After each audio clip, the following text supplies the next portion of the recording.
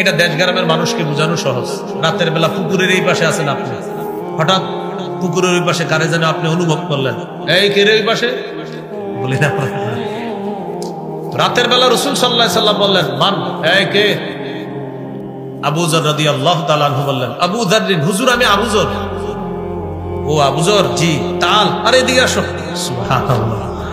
তাহলে সাহাবীকে কাছে নিয়ে আসলেন, আনার পর নবীজির পাশে পাশে হাঁটতেছে। এবার সাহাবী একটু দৃশ্যটা কল্পনা আনেন তো, এতক্ষণ ছিলেন দূরে, এখন নবী আর তার একজন সাহাবী, আশেপাশে কেউ নাই, চাঁদের আলোতে।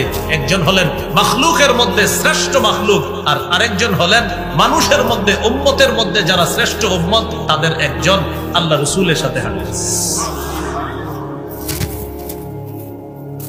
হাঁটতেছে হাঁটতেছে নবীজি বলতেছে, আবু যর, ইন্নাল মুকসিরিনা হুমুল মুকিল্লুনা ওয়া ফি রিওয়ায়া আল আকাল্লুনা ইয়াউমাল কিয়ামা।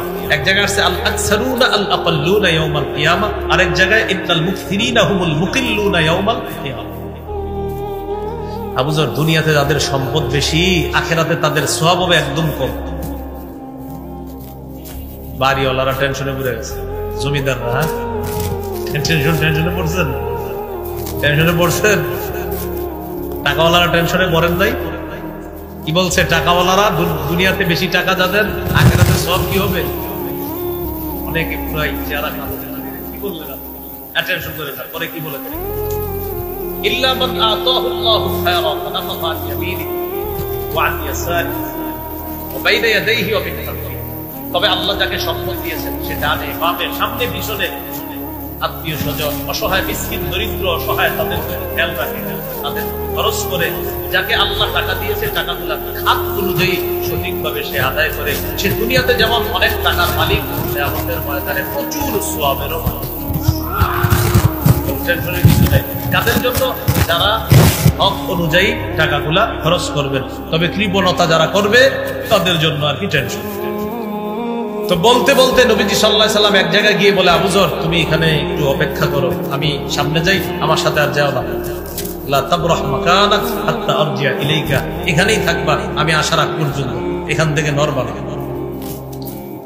আবু যর গিফারি রাদিয়াল্লাহু তাআলা আনহু বললেন, একসাথে চলতেছিলাম, হঠাৎ আমারে বলতেছে তুমি এখানে থাকবা, আর যাবা না, আমি একা যাবো সামনে। নবীজি যাইতেছে যাইতেছে যাইতেছে। আবু যর গিফারি বলেন, রাত তো অনেকক্ষণ দেখলাম নবীজিকে, হঠাৎ আর দেখি না, কোথায় গেছে। যাওয়ার পর একটু পরে আমি একটা আওয়াজ শুনলাম, বিকট আওয়াজ, কঠিন একটা শব্দ শুনলাম। আমি ভয় পেয়ে গেলাম, নবীজির কোনো বিপদ হলো কিনা। সাথে সাথেই আমি রওনা করব, মনে হলো নবীর কাছে যাই।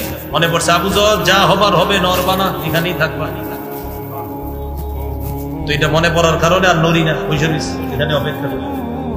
কয়েকটা টেনশন একসাথে কাজ করতেছে। নবীজি গেলেন, আওয়াজ শুনলাম, হলোটা কি? দ্বিতীয় টেনশন, নবীজি বলছে এখান থেকে না নড়তে, যেতেও পারতেছি না। তৃতীয় টেনশন, এখনো আসে না কেন? তাকায় গেছে। হঠাৎ দেখি আল্লাহ রাসূল কার সাথে যেন কথা বলতে বলতে গেলেন, একা আসতেছে, একজনের সাথে কথা বলতে বলতে আমার দিকে আসতেছে।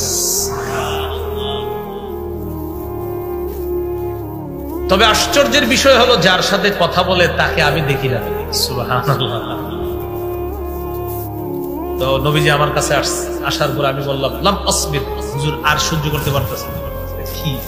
আপনি যাওয়ার পরে যা যা ঘটছে, এই বিষয়গুলো না জানা পর্যন্ত আমি কিন্তু আর স্থির হইতে পারতেছি না। আমাকে বললেন না নড়তে এখান থেকে। এরপরে আপনি যাওয়ার পরে একটা বিকট আওয়াজ শুনলাম। এরপরে আপনি গেলেন একা, আসার সময় কথা বলতেছেন, আবার যার সাথে কথা বলেন তারে দেখি। নবীজি বললেন, ও তুমি আওয়াজ শুনছো? জিবরিল আজকে একটু অন্যভাবে আসছে আমার কাছে, ওইটা জিবরিলের আসার আওয়াজ। আচ্ছা হুজুর, কার সাথে কথা বলতেছিলেন আপনি আসার সময়? ও আচ্ছা, যার সাথে কথা বলতেছিলাম এটাও জিবরিল। হুজুর আপনাকে কি জানি বলতেছিল, আর আপনি বারবার বলতেছিলেন এই এই হইলেও আমার উম্মত জান্নাতে যাবে, এরকম বলতেছিলেন। নবীজি বললেন, জিবরিল আমাকে বলছে, বাশশির উম্মাতাক আন্নাহু মান মাতা মিন উম্মাতিকা লা ইউশরিকু বিল্লাহি শাইআ দাখালাল জান্নাহ। নবী, আপনি আপনার উম্মতকে সুসংবাদ দেন, আপনার উম্মতের যে শিরিক করা ছাড়া মারা যাবে, সে একদিন জান্নাত